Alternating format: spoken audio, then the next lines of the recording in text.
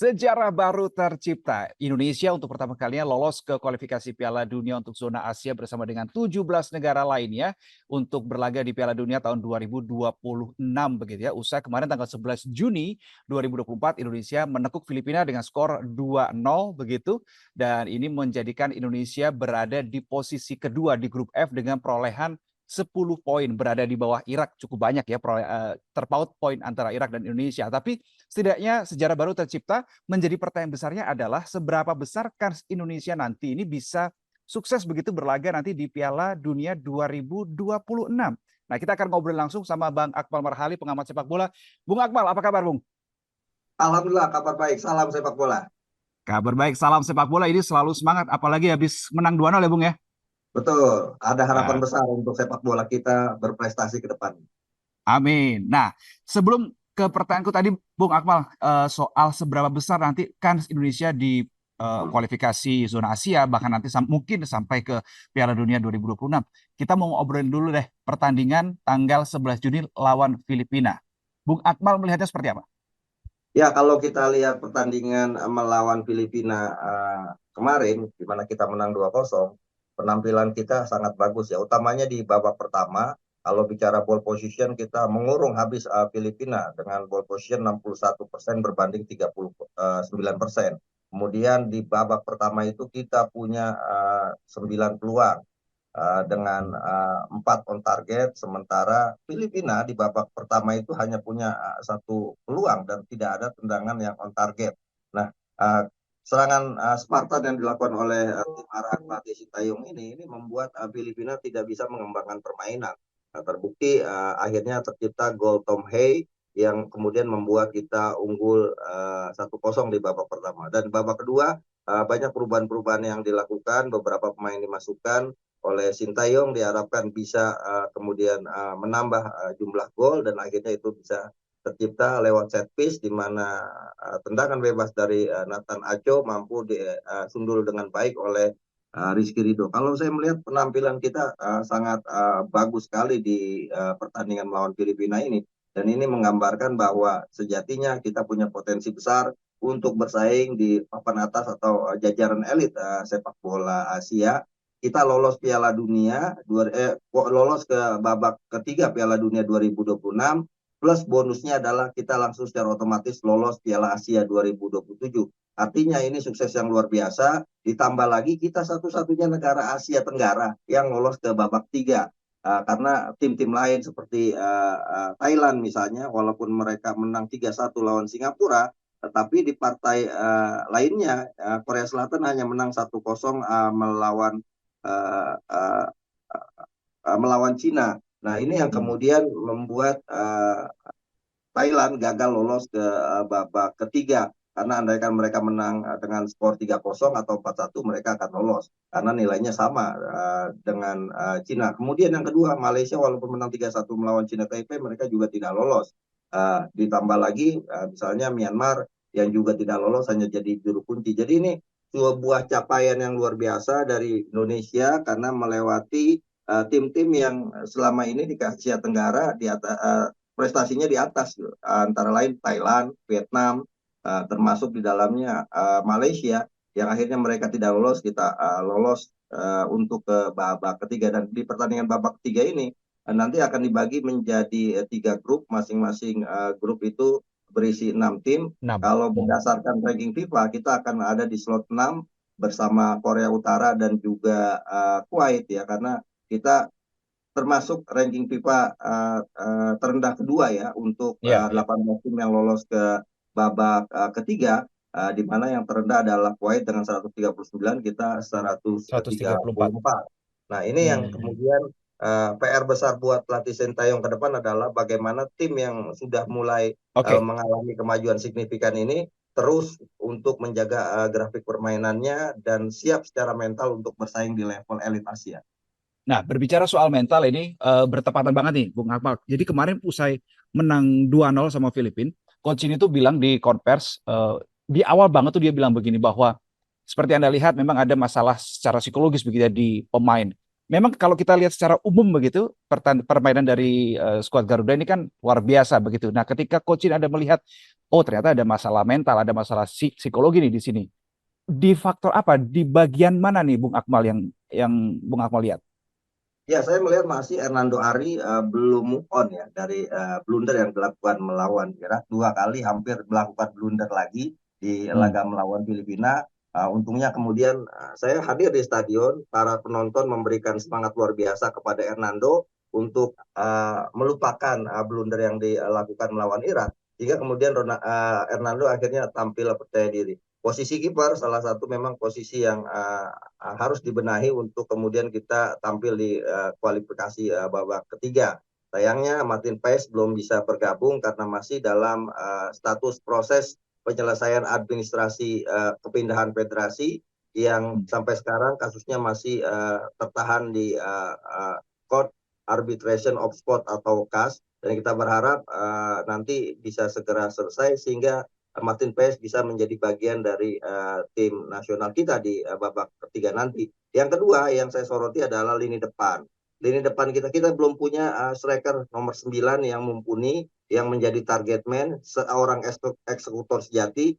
Dulu misalnya kita punya beberapa eksekutor hebat seperti Rocky Putira, kemudian Sandria, Widodo Cahyono Putro, sampai kemudian eranya Ilham Jaikusuma, Bambang Pamungkas, dan Boas Solosa. Nah, pemain nomor 9 ini kita belum punya. Memang kita punya Hmm. striker-striker potensial. Ada Rafael Struijk yang usianya masih muda sehingga masih panjang waktunya untuk berkembang.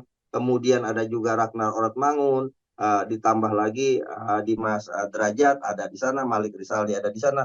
Cuma permasalahannya rata-rata di antara mereka ini tipenya tipe striker lateral yang bermainnya agak melebar ke sisi sayap kiri atau kanan, bukan pemain yang benar-benar menjadi target man, di mana dia dapat bola, dia eksekusi dan jadi gol. Nah, problem ini yang kemudian harus dicarikan solusinya oleh pelatih Sintayong dan juga PSSI ya, utamanya untuk Hmm. mendapatkan striker nomor 9. Kita berharap mungkin bisa lewat kompetisi akan muncul pemain nomor 9, atau kalau tidak saya masih melihat bahwa proses naturalisasi mungkin bisa dilakukan untuk mencari striker nomor 9 tersebut. Memang kemarin ada satu pemain muda, Jan Evans, usia 18 tahun, seorang Hmm. striker, tapi kan usianya masih muda. Kita butuh pemain yang sudah matang untuk memimpin di lapangan. Seperti Tom Hay, kemudian Calvin Verdong, masuknya dua pemain ini membuat para pemain secara moral terjaga karena ada pemimpin di lapangan yang bisa menyemangati mereka ketika dalam posisi tertekan dan bisa mencari solusi ketika ada kebuntuan di lapangan. Tom Hay tampil cukup bagus, Calvin Verdong debut dan tampil cukup meyakinkan walaupun dia ditarik Betul. keluar akhirnya digantikan oleh Pratama Arhan. Jadi puzzle Sintayong ini tinggal dua puzzle yang harus dilengkapi sehingga kemudian menjadi sebuah gambaran bagus buat masa depan sepak bola Indonesia. PR Dua pertama ada di puzzle itu posisi adalah kiper penyerang nomor 9 sama siapa Bung Akmal? sama posisi kiper. Oh, Kiper kiper. dan nomor 9 untuk saling melapis. Bukan berarti Hernando Ari tidak bagus ya gitu. Ya, ya. Tapi butuh pesaing untuk kemudian secara moral mereka akan terus meningkatkan penampilan karena ada persaingan di sana. Nah, ini PR2 ini yang harus kemudian dicarikan solusinya oleh Sintayong untuk nanti menatap babak ketiga kualifikasi Piala Dunia 2026 zona Asia. Oke, kalau kita lihat sekarang ini kan chemistry ya, begitu ya. Chemistry dari skuad Aswan Sintayong ini kan sudah terbentuk begitu. Nah, semisal tadi yang dikatain sama Bung Akmal bahwa oke kita butuh penyerang nomor 9, semisal itu nanti ada. Nanti kan butuh penyesuaian juga dengan chemistry yang sejauh ini sudah terbentuk begitu. Gimana Bung Akmal? Ya, saya pikir dengan pemain-pemain profesional yang kita miliki saat ini, banyak pemain yang main di luar negeri, untuk Hmm. adaptasi saya pikir tidak butuh waktu yang sangat panjang. Karena itu saya Hmm. berharapnya pemain yang kita ambil itu pemain yang sudah berpengalaman, bukan pemain muda. Kenapa? Karena pemain yang sudah berpengalaman dia akan lebih cepat beradaptasi karena secara mental cukup jam terbang dan pengalaman sehingga mereka tidak butuh waktu yang terlalu lama untuk menyesuaikan diri dengan pemain yang sudah ada saat ini. Sebagai contoh ya, Tom Hay Hmm. itu kan tidak butuh waktu proses lama untuk beradaptasi dengan tim yang sudah dibentuk Sintayong, termasuk Calvin Ya. Verdong. Hmm. Hanya butuh satu pertandingan, kemudian dia sudah mulai tune in dengan permainan atau strategi yang dimainkan oleh Sintayong. Kenapa? karena pemain ini sudah matang di kompetisi dan juga usianya sudah berada di usia emas pemain bola di usia 26 dan 25, sehingga kemudian uh, bisa meyakinkan rekan-rekannya yang rata-rata usia muda ya. Kalau kita lihat Rafael Struijk masih usia 19 tahun, Marcelino Mhm. masih 19 tahun. Kalau di lini belakang Rizky Ridho masih 22 tahun, Jai Inces masih usia 23 tahun. Juga Justin Hubner masih 21 tahun. Kita ini rata-rata pemainnya pemain-pemain yang masih berusia muda yang butuh pemimpin di lapangan yang bisa menjadi penyemangat mereka ketika dalam tekanan dan juga mencari solusi ketika ada kebutuhan-kebutuhan. Oke, dengan komposisi yang sekarang kita punya ini ya, kita sudah ada daftar-daftar pemain yang sudah kita lihat bagaimana komposisi yang dimiliki oleh Sintayong. Dengan ada atau bersaing dengan 17 negara lainnya nih, Bung Akmal, seberapa besar nanti di kualifikasi Piala Dunia zona Asia ini kans Indonesia untuk bisa ya setidaknya ada harapan begitulah. Ya, kita juga harus realistis dan juga harus objektif melihat proses sepak bola kita yang sedang bertransformasi. Artinya tidak perlu kita kemudian berekspektasi terlalu tinggi tanpa melihat sejauh mana perkembangan sepak bola kita. Jadi kalau bicara peluang, kita punya peluang yang cukup besar, khususnya untuk meraih posisi 3 dan 4 ya. Kalau untuk posisi 1 dan 2, ini pasti masih dikuasai oleh tim-tim elit dari Asia seperti Jepang, Korea Selatan, Iran, Arab Saudi, Australia. Jadi kan nanti di babak ketiga itu akan 18 tim ini akan dibagi menjadi 3 grup, Tiga grup. di mana masing-masing grup berisi 6 negara dan hanya peringkat 1 dan 2 yang kemudian secara otomatis lolos Piala Dunia 2026. Nah, yang menarik adalah ada peringkat 3, 4 yang kemudian nanti dibagi menjadi 2 grup lagi, di mana mereka akan bertanding di babak keempat yang kemudian memperebutkan 2 tiket. Nah, ini peluang Indonesia ada di posisi ini menurut saya, di posisi 3-4 untuk bersaing memperebutkan 2 tiket lagi menuju Piala Dunia 2026. Andaikan misalnya di kualifikasi babak keempat ini agak sulit, masih ada kesempatan lagi di mana kalau kita jadi runner up babak keempat, kita akan play off atau peringkat keempat grup A dan grup B, peringkat kedua grup A dan B dipertandingkan, yang menang akan playoff melawan wakil dari Afrika satu tim, kemudian Oceania satu tim, kemudian Amerika Latin satu tim, dan 2 tim dari CONCACAF. Peluang Indonesia Hmm. untuk meraih salah satu tiket ini ada, tapi itu tadi kita harus berbenah untuk hal-hal yang masih menjadi kelemahan kita saat ini. Dan PR ini adalah bukan cuma PR Sintayong saja, tapi juga PR federasi untuk kemudian memberikan apa yang menjadi kebutuhan utama Sintayong, membangun tim ini menjadi tim yang bisa bersaing di level Asia. Oke, jadi peluang untuk Piala Dunia 2026 ada, tapi bukan di peringkat 1-2-nya. Kita bermain di peringkat 3-4 dan seterusnya sampai dengan ada babak playoff itu tadi ya, Bung Akmal berarti ya. Betul, Peluangnya ada di betul. situ yang bisa kita manfaatkan di situ. Betul, karena kalau kita mau, Ya, ya. kita juga harus realistis. Kalau bersaing sama Jepang, sama Iran, yang sudah mereka pengalaman tampil beberapa kali di Piala Mm-mm. Dunia, apalagi ranking mereka adalah masuk ranking-ranking elit di FIFA gitu. Ini cukup berat. Tapi kemudian ketika kita bertanding sama mereka, ini akan menjadi pengalaman yang luar biasa. Artinya Oke. ke depan juga kita berharap PSSI menyiapkan lawan-lawan uji tanding melawan tim-tim Asia atau kemudian Eropa yang levelnya di atas kita, sehingga kita bisa mematangkan strategi permainan, termasuk di dalamnya yang paling penting adalah memperbaiki atau menguatkan mental pemain untuk bersaing di level elit kompetisi dunia. Nah, ini yang paling penting, mental yang selama ini diharapkan oleh Sintayong untuk terbangun dengan baik. Salah satunya adalah kita harus bisa banyak beruji coba melawan tim-tim yang level atau kualitas bermainnya di atas kita. Oke, saat konferensi pers usai lawan Filipina, Bung Akmal, ada satu hal yang menarik untuk kita bahas juga nih, bahwa ketika ditanya oleh wartawan, Coach Shin ini soal apakah ada rencana untuk menaturalisasi lagi, Coach Shin bilang kalau memang ada pemainnya dan memang berkualitas juga, why not begitu. Gimana menurut Bang Akmal terkait dengan hal ini?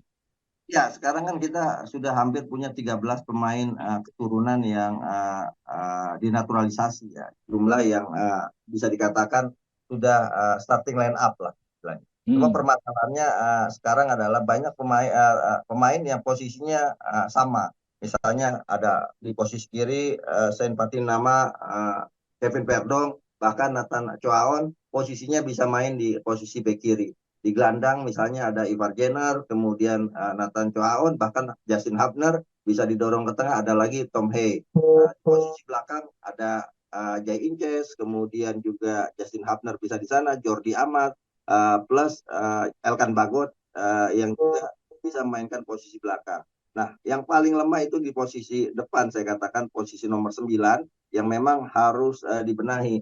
Pilihannya ada dua. Kalau kemudian kita mencari diaspora, tidak ada yang punya naluri gol tinggi di tim Indonesia, yang ingin kemudian menjadi warga negara Indonesia, pemain keturunan. Mungkin pilihannya bisa di striker-striker yang ada saat ini. Misal dari Persib ada David da Silva. Kebetulan sudah 5 tahun dia tinggal di Indonesia. Syarat berdasarkan Undang-Undang Nomor 12 Tahun 2006 untuk kewarganegaraan sudah memenuhi syarat. Cuma permasalahannya apakah Sintayong melihat David da Silva ini adalah striker nomor 9 yang dibutuhkan atau tidak. Nah, ini yang Hmm. kemudian harus ada diskusi panjang antara Sintayong dengan PSSI untuk menemukan misteri nomor 9 ini. Harus segera dipecahkan misteri nomor 9 ini untuk bisa melengkapi puzzle permainan skuad kita ya, Bung Akmal Ya, ya. ya betul, karena saya lihat semalam misalnya Iya. ketika Rafael Struijff mentok, kemudian Rafael Struijff diganti, yang jadi striker Hmm. Ratnan Oratmangun. Ratnan Oratmangun sebagai striker tidak efektif, tapi ketika dia sebagai winger itu dia bermain sangat luar biasa. Oh. Kemudian setelah Ratnan Oratmangun tidak efektif juga, masuk Dimas Derajat, ya kan? Tapi Dimas Derajat juga tidak begitu efektif juga. Nah, sebenarnya ada di bangku cadangan masih ada Malik Rizaldi. Tapi kan pergantian pemain sudah memenuhi batas yang sudah ditentukan. Jadi menurut saya dari semalam striker yang diturunkan melawan Filipina belum ada yang menunjukkan tipe seorang target man. Ya kalau di Eropa misalnya Erling Haaland lah, ketika dapat bola langsung dan sebagainya. Nah, striker yang Oke. tipikal ini yang saat ini dibutuhkan oleh Indonesia. Jadi kalau kemudian apakah akan ada tambahan naturalisasi lagi ke depan dan Sintayong membuka peluang itu, dan saya pikir peluang itu ada di posisi nomor 9 ini. Oke, pertanyaan terakhir, Bung Akmal. Kalau memang selain pilihan menaturalisasi atau mengambil pemain yang berlaga di tanah air begitu, kalau dari skuad atau penyerang striker yang sekarang sudah dimiliki oleh skuad Garuda, selama menuju bulan September ya, kita menuju ke zona Asia kan September 2024 sampai Juni 2025 ya. Nah, menuju September itu bisa tidak yang sudah ada di skuad ini dimatangkan jadi 9? Peluangnya Ya gimana? bisa, ya bisa. Salah satunya kan di situ ada Dimas Derajat, kemudian juga ada Malik Rizaldi yang baru dimasukkan atau baru melakukan debut ketika melawan Tanzania kemarin. Ada juga Hmm. misalnya Tika Raka yang sering disertakan juga. Ada juga beberapa striker yang di kompetisi Liga 1 misalnya seperti Hmm. Hadafi yang musim kemarin juga tampil bagus bersama Persik Kediri. Cuma permasalahan adalah apakah mereka secara mental sudah siap, secara teknik sudah siap Ya. untuk menghadapi kompetisi yang levelnya lebih tinggi dari yang selama ini kita jalani. Nah, ini yang paling Hmm. penting. Jadi mencari striker dari Liga 1 Indonesia ini salah satu cara yang bisa dilakukan oleh Sintayong untuk kemudian melihat ada potensi siapa striker-striker nomor 9 yang potensial. Cuma permasalahannya kan selama ini klub-klub kita di Liga 1 misalnya, karena perubahan pola bermain dulu, kalau dulu di era 90-an pola bermain kan rata-rata 3-5-2, sehingga kemudian di lini depan adalah duet antara striker asing dan striker lokal, sehingga kemudian Betul. pemain kita dimatangkan. Sekarang kan pola sudah berubah menjadi 3-4-3, Hmm. di mana Tiga empat hanya ada tiga. satu striker di depan yang semua rata-rata klub-klub kita menggunakan pemain asing untuk memposisikan diri sebagai target man itu. Nah, itulah yang kemudian membuat para pemain lokal kita tidak punya waktu jam terbang tinggi untuk bisa menjadi pemain utama, yang pada akhirnya uh, pelatih menempatkan mereka agak melebar gitu. Seperti Malik Rizaldi, striker, tapi kemudian karena di Delta, di Madura United ada Dalberto, akhirnya dia diposisikan ke sisi sayap kiri sebagai wingers. Nah, banyak striker-striker kita yang kemudian diposisikan seperti itu. Bahkan di Madrajat di Hmm. Persikabo Hmm. itu kan juga posisinya ditarik agak ke samping untuk untuk sedikit melebar, karena di depan ada striker asing yang ditempatkan pelatih sebagai target man. Nah, ini ada problem di kompetisi kita saat ini, di mana sangat sedikit atau sangat minim striker-striker lokal kita yang punya jam terbang tinggi di kompetisi domestik. Ya, artinya harus ada plan B. Plan B-nya itu ya udah mengambil pemain-pemain keturunan untuk bisa masuk ke tim nasional kita khusus untuk nomor 9. Atau kalau Dan plan B dan tidak ada caranya juga bukan yang mudah, cari yang berpengalaman ya Bung ya. yang berpengalaman. Karena ini kan Oke. Piala Dunia 2026 kan ini Ya, sudah senior gitu kan ya. Yang betul, dibutuhkan adalah betul. yang berpengalaman. Jadi kalau plan B-nya kemudian belum dapat juga, maka plan C yang tadi saya katakan, adakah striker-striker asing di Indonesia saat ini yang bermain di Liga 1 yang kemudian punya peluang untuk direkrut berdasarkan kriteria yang diinginkan Sintayong dan tentunya sudah memenuhi syarat-syarat kewarganegaraan Undang-Undang nomor 12 tahun 2006. Kalau itu kemudian ada misalnya ya kalau saya Ya, bicara ya. David da Silva itu punya syarat untuk itu. Apakah kemudian ini seperti apa striker yang dibutuhkan Sintayong atau tidak kan semua tergantung pelatih juga. Oke, betul. Jadi pintu untuk menuju ke Piala Dunia 2026 ada satu celah yang bisa dimanfaatkan dengan memanfaatkan ranking 3 dan 4 itu tadi. Dan yang satu lagi yang harus segera dipecahkan adalah misteri nomor 9 seperti yang tadi Bung Akmal singgung. Bung Akmal Marhali, pengamat sepak bola. Terima kasih sudah berbagi sudut pandang, berbagi analisis pada kesempatan kali ini, Bung Akmal. Selamat pagi, salam olahraga. Ya, selamat pagi, salam olahraga, bangkit sepak bola Indonesia, semangat menolak menyerah. Oke, bangkit sepak bola Indonesia itu kata kunci dan saudara kita akan jumpa lagi mungkin ya di sedang viral berikutnya dan tentunya dengan topik-topik menarik lainnya. Saya Reno Reksa pamit, salam SCTV.